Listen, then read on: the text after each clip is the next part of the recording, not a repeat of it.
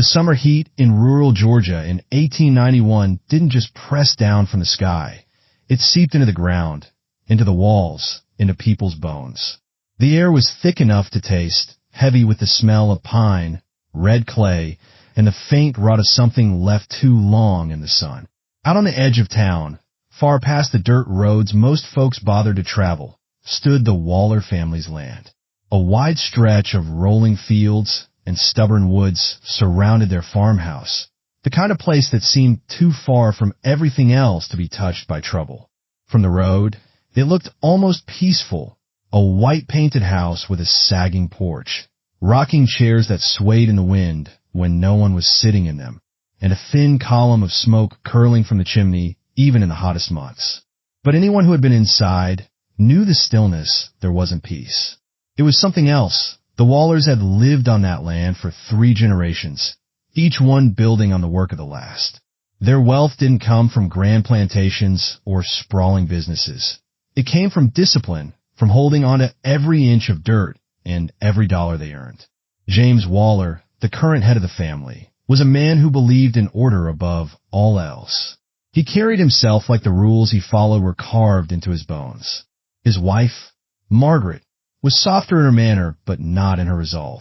She rarely raised her voice, yet there was a weight in her silence that could make even the oldest of her children shift in their chairs. They had 12 children already, spread across ages from nearly grown to barely walking. Each one had their place, their duties, and James made sure they knew the importance of those roles. The Wallers were not the kind of family who tolerated laziness.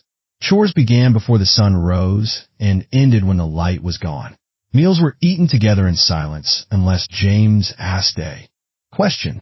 On Sundays, they filled an entire pew in the small wooden church at the center of town, sitting so straight and still that they seemed like carvings. For most people in town, the Wallers were a point of curiosity. That it didn't mingle much, and when they did, their presence seemed to carry a strange sort of gravity. There was respect for them, yes, but also something closer to unease, like they were set apart from the rest of the town, not just by distance, but by something unseen. Neighbors told small stories that never reached the level of gossip, about strange sounds drifting from the property at night, or how the older children rarely spoke unless they were spoken to.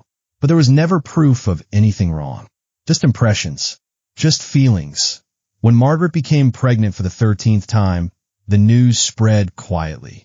People whispered about the sheer number of mouths to feed, about how tired she must be, about how James could keep so many children in line. Some wondered if she had wanted all those children, or if it had simply been her duty to give them to him. Margaret never said. She simply carried on, her back straight, her face unreadable. But in the weeks before the birth, the air on the Waller property seemed to shift. The children grew quieter still. The porch chairs swayed even on days without wind. That IT wasn't something you could point to. Not exactly. A visitor might say it was just the heavy summer heat, the way it slowed a person down and made them restless. But those who had lived near the Wallers long enough could tell something was bending in that house, something stretched thin that was going to snap. The dogs on the property had started barking at night, low and steady, at nothing anyone could see. Lights glowed in the upstairs windows at odd hours, and the older boys were seen digging in the far field long after dark. Inside the house, the rhythm of life carried on, but not quite the same. Margaret's due date drew closer, and James's temper grew shorter. The older girls worked harder in the kitchen, keeping meals ready at precise times. The younger children, sensing the tension without understanding it, kept to the corners and whispered to each other when they thought no one was listening that on the night before the baby came, a thunderstorm rolled in from the hills, drenching the fields and hammering the roof until it sounded like 1,000 footsteps above them. In the flicker of lantern light, the family sat together in the main room, the air between them thick with things unsaid. No one knew that this was the last time they'd all be seen together by anyone outside those walls. The next morning, the 13th child would be born, and in the weeks that followed, the Waller family would vanish from the face of the earth. The summer storm that broke the night before the 13th child's birth seemed to leave something unsettled in its wake. The morning light was dim, the air swollen with damp heat, and inside the Waller home, a quiet that had once felt orderly now seemed watchful. The baby came quickly before the rooster's second call, a small, pale thing with a faint cry. Margaret lay still for longer than usual after the birth, her face turned toward the wall as the midwife cleaned the child. James stood in the doorway, his eyes on the new baby with an expression that no one could read, part pride, part calculation. The children were gathered in the kitchen, waiting for news. When the midwife finally came down the stairs with the swaddled infant, she announced it was a girl. The older boys exchanged glances. The younger ones just stared, but the reaction was the same, quiet, restrained, almost as if they had been told long ago how they should feel. The girl was named Ruth, but in the days that followed, James rarely used her name. He called her the child or the baby, his voice flat when he spoke of a T first. Life returned to its usual rhythm, but something had shifted beneath it. James spent longer hours walking the property, often with one of the older boys trailing behind him. Margaret stayed in bed more than usual, though she said she was fine. The older girls handled the cooking and cleaning, but their movements seemed sharper, more hurried, like they were trying to outrun something. The younger children were kept closer to the house, told not to wander past the porch. That it was during those weeks that the first real cracks began to show. Late one evening, one of the boys, Thomas, the third oldest, came in from the fields with mud on his clothes and a deep scratch down his arm. When Margaret asked what happened, James cut in before Thomas could answer, saying only, "It's taken care of." But Thomas didn't meet anyone's eyes that night at dinner, and later, one of the younger girls whispered that she had seen him digging near the farthest part of the property again. Margaret began locking her bedroom door when she was inside with the baby, though she told no one why. She grew sharper with the older boys, questioning where they had been and what they were doing. James didn't like it. One night, their voices rose loud enough for the children to hear from the kitchen. James accused her of putting ideas in their heads, and she told him that there are things you don't keep from a mother. The fight ended abruptly, but afterward, the children noticed James no longer left Margaret alone for long stretches. The town, always half curious about the Waller family, began to notice changes too. The family stopped attending church altogether, with James telling the preacher they were tending to matters at home. Supplies were bought in larger quantities, hauled out to the property, and never brought back. One of the merchants swore he saw Margaret slip a folded piece of paper into his pocket during a transaction. But when he checked later, it was gone. Money, though never openly discussed, seemed to be tightening around the Wallers. The price of cotton had dropped sharply that year, and though they grew most of their food, the cost of certain essentials was climbing. James, proud as ever, would rather break his back in the fields and accept help. But late one night, one of the older girls woke to the sound of her parents arguing about a debt James had not yet repaid. She heard Margaret say something about selling off part of the land, and James's voice turned cold as he told her, "That land is the only thing keeping us above them." The children began to splinter into quiet factions, some aligning with their father, some with their mother. Ruth, too young to speak, was caught in the center without knowing it. The older boys treated her with indifference, but the middle children, especially a boy named Samuel, seemed fiercely protective of her. He was caught more than once standing guard outside Margaret's room when James was in one of his moods. There were other small signs that something dangerous was building. The dogs, once chained near the barn, were moved closer to the house and barked at strangers without pause. Lanterns were lit at strange hours, sometimes in the attic, sometimes out by the fence line in the dead of night. And once, after a long day of oppressive heat, a neighbor swore she saw one of the Waller boys burying something near the creek, only for the boy to vanish back into the woods before she could call out. That'd be by the end of August. The air in the Waller house was like glass, still, but ready to shatter.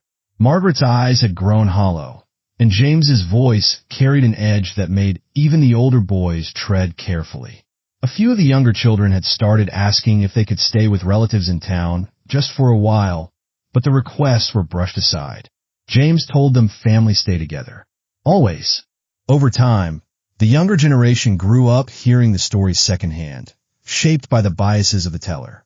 For some, the Wallers were victims, trapped by poverty, pride, and a man's need for control. For others, they were a cautionary whisper about what happens when a woman oversteps her place. But for many, they became something else entirely. A reminder that people can live beside you for years, sharing pews, markets, and roads, and you may still never truly know what happens when their door is closed. The land where the house once stood was eventually sold, but no one built on it. The new owner fenced it off, letting the grass grow tall over the old foundations.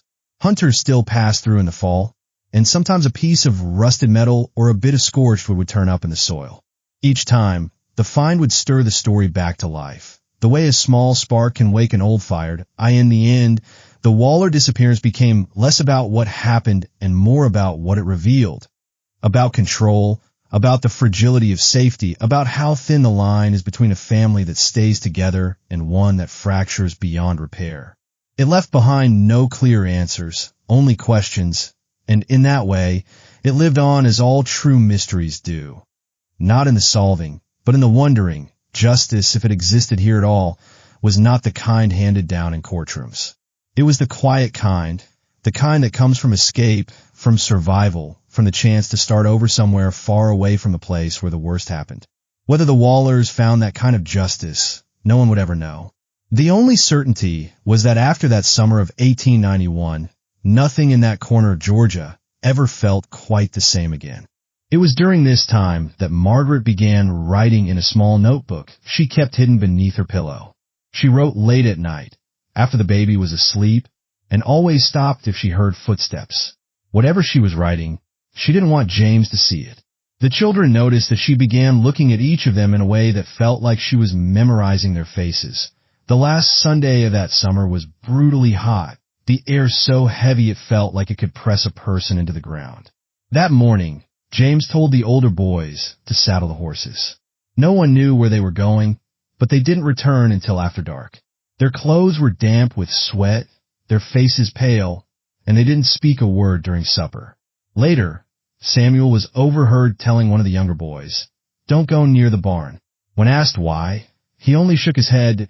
In those final weeks, everything about the Waller household seemed to tilt towards something no one wanted to name.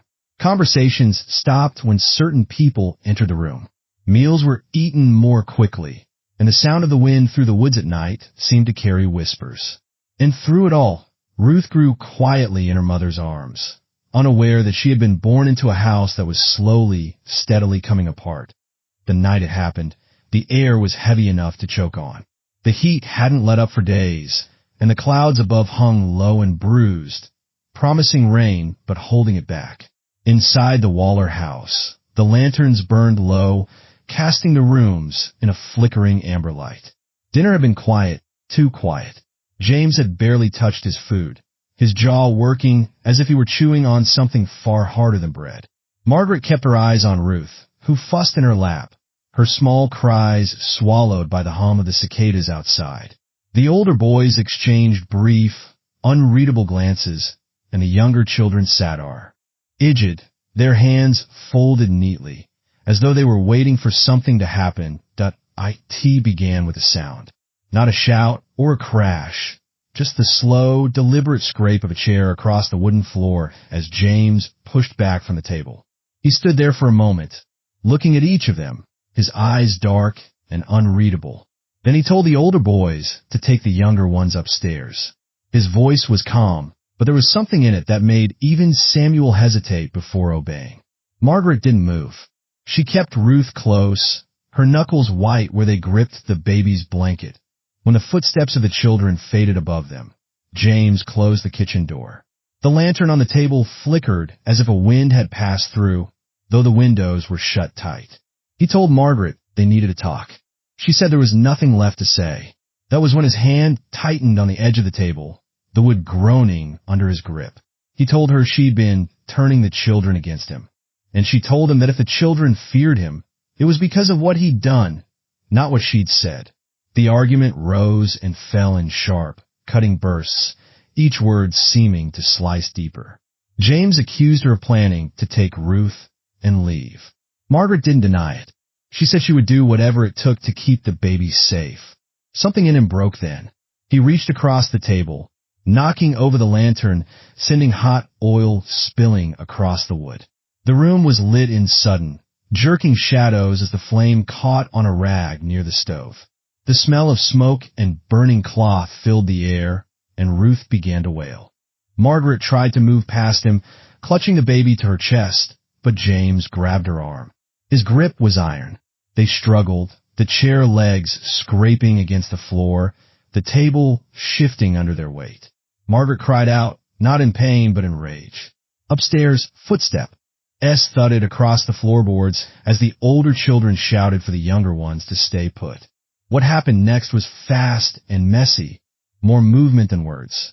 James shoved Margaret back toward the table. Her hip caught the edge, and she stumbled. Ruth's cries pierced the thick air, but James didn't seem to hear them. His focus was on Margaret, his face twisted, his breath coming hard. She grabbed the nearest thing within reach, a heavy glass jar from the shelf, and swung it.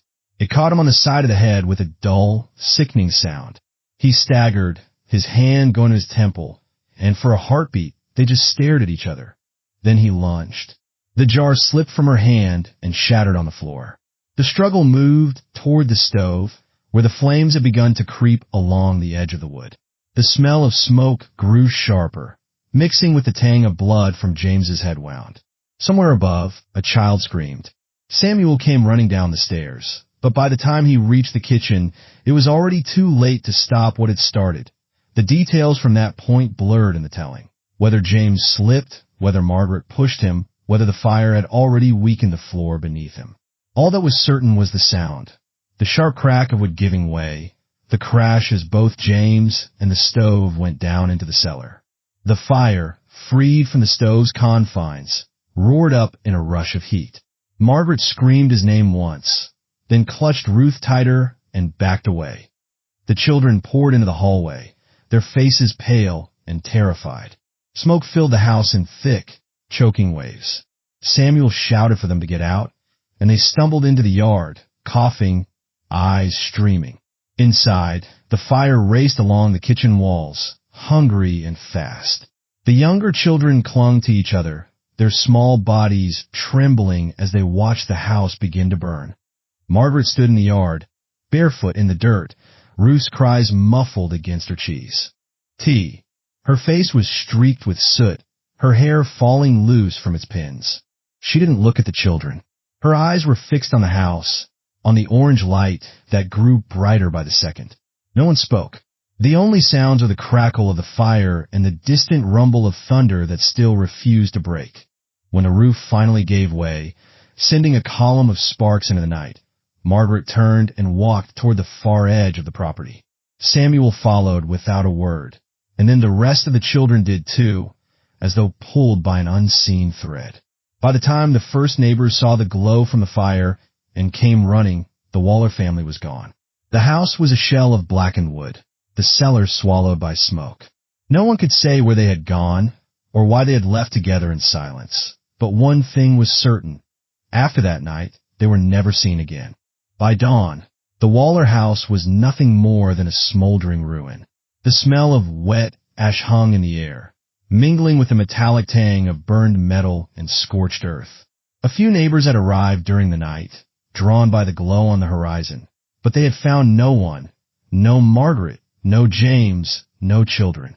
Only the blackened shell of the farmhouse, its charred beams jutting upward like the ribs of some dead thing. The ground was still hot enough to burn through the soles of a man's boots. Word spread quickly. In a place as small as this corner of Georgia, nothing stayed quiet for long. By midday, the preacher had called for volunteers to search the property and the surrounding woods. Men with dogs scoured the fields, calling the children's names into the heavy air. Women gathered at the church, whispering about what they'd heard, piecing together scraps of rumor into something that might explain why an entire family had vanished. The tea first, the talk was sympathetic. People spoke of tragedy, of the fire that must have taken them all, or of a desperate flight to escape some danger no one had known about. But as the days passed and no bodies were found, the tone shifted. Some said James had gone mad and killed them all before disappearing himself. Others whispered that Margaret had finally had enough of her husband's rule and led the children away under the cover of the fire. A few claimed to have seen figures moving through the pine woods at night. Too far away to be sure, but tall enough to be James, with the children strung out behind him like shadows. The sheriff, a slow-moving man with more experience breaking up bar fights than solving mysteries, questioned anyone who might have seen the family in the days before the fire. He got little more than fragments. One merchant recalled Margaret's strange, hurried manner when buying supplies. A neighbor swore Samuel Ha. Dee told her something bad was coming a week before the fire. The preacher remembered James's absence from church, but said the man had given no reason. None of it formed a clear picture, and the sheriff, lacking proof, could do little more than file the reports and tell the town to keep watch for those who had known the Wallers, even at a distance. Their disappearance gnawed at something deep. The older women in town remembered Margaret as a younger wife, quiet but steady, and struggled to reconcile that image with the woman who might have fled into the night. The men who had done business with James spoke of his pride, his need for control, and wondered if losing the farm, or even just the thought of it, had pushed him into some dark place. Among the children in town, the story turned into something almost mythic. They whispered about the Waller place being haunted, that if you stood on the blackened porch at night, you could hear a baby crying somewhere in the woods. Some swore they'd found strange footprints by the creek, bare feet but larger than a child's, and followed them until they vanished into the undergrowth. The fear in those stories was real, but so was the fascination. For Margaret, wherever she was, the weight of what had happened couldn't have been light. Those who knew her best, though that was few, would have guessed she carried both relief and guilt. Relief, perhaps, that the moment of breaking free had come, and guilt for the cost of it, for what the children had seen and lost. If James had survived the fall into the cellar, she would know he was still out there, a shadow following them. If he had not, she would know she had crossed a line from which there was no coming back. The town's memory of the Wallers changed quickly. In the weeks before the fire, they had been a family to respect, if from a distance. Now, their name carried unease. People spoke of those children as though they had never really belonged to the community at all. The house itself, or what remained of it, became a landmark of warning. Don't go near it after dark. Don't wander too far out on that road. Even the land felt different, as though the fire had burned something deeper than soil. Months later, when the last embers had long gone cold, a group of hunters found a piece of fabric snagged on a branch deep in the woods, faded blue, the kind Margaret sometimes wore. Nearby, they saw small impressions in the dirt, the kind that children's shoes might have made. But the trail went nowhere, as if the woods had swallowed them whole. The sheriff kept the fabric in his desk for years, though he never found the rest of the story it belonged to. For the community, life moved on, as it always does, but the absence of the Wallers was like a missing tooth, visible every time someone smiled, felt every time a story about them came up. The younger children in town grew up hearing the tale, shaping it into something that was part truth, part warning, and part ghost story. For those who had been alive that summer of 1891, the memory never quite softened. They remembered the heat, the smell of smoke, and the way the horizon glowed red that night. They remembered looking toward the Waller land and realizing that whatever had happened there, no one was going to speak it plain. Years passed, but the Waller family's disappearance never slipped quietly into history. The blackened shell of their farmhouse eventually collapsed into itself, and the weeds rose to cover what remained, but the story stayed alive in the minds of the people who had lived through it. No charges were ever filed. There were no bodies, no signed confessions, no clear evidence of what had truly happened that night. In the absence of proof, justice was left in the hands of memory, and memory is a fragile, shifting thing. The sheriff who had led the search retired without answers. In his later years, he admitted to a friend that he believed Margaret had fled with the children, but whether she had been running from James or for what she had done, he could never say. Some townsfolk took comfort in thinking the family had started a new life somewhere far away. changed their names, and buried the past.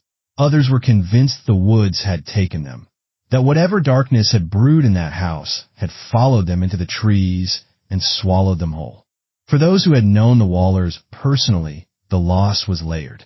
There was grief, yes, but also a kind of betrayal. People wanted to believe that the family sitting so neatly in their pew each Sunday had been as orderly and whole as they appeared. The idea that behind that facade there had been fear, control, and possible violence made everyone question how well they knew the people around them. It was a wound that reached beyond the Waller property and into the heart of the community. There were no legal consequences because there was no legal case. Without bodies, there was no murder charge. Without witnesses willing to speak openly, there was no trial. The law could only work with what it could prove, and here there was nothing solid to hold on to. This lack of closure left the town in a state of quiet unrest. Every time a stranger passed through or a new family moved in, someone would wonder if they were looking at the Wallers under different names. It became a kind of reflexive suspicion, an unspoken rule that no one was exactly who they seemed, done on a broader level. The case left its mark as a cautionary tale about what happens when control replaces care in a family. People spoke more openly, though still in hushed tones, about the way James had ruled his home. Some saw the events as a lesson in how unchecked authority can turn a household into a pressure cooker, where love is replaced by obedience and fear. Others, particularly the men who had grown up under similar rules, defended James's way of doing things, saying that discipline was necessary to keep a family together. But even they could not ignore that the Wallers had vanished, and discipline had not saved them. The story also revealed the cracks in the societal structures of the time. In 1891, the law in rural Georgia was not built to handle mysteries like this.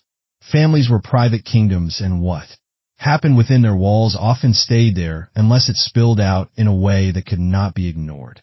Women like Margaret had few options if they wanted to leave, and those options were dangerous. The fact that she may have chosen to risk everything to protect her children, if that was indeed her reason, spoke to the deep imbalance of power in marriages where one partner's word was law. Morality, in this case, was tangled. If Margaret had killed James in self-defense, was it justice or survival? If she had simply fled, leaving the fire to erase their home, was that freedom or abandonment? The townspeople argued these points for years, each side certain of their version of the truth.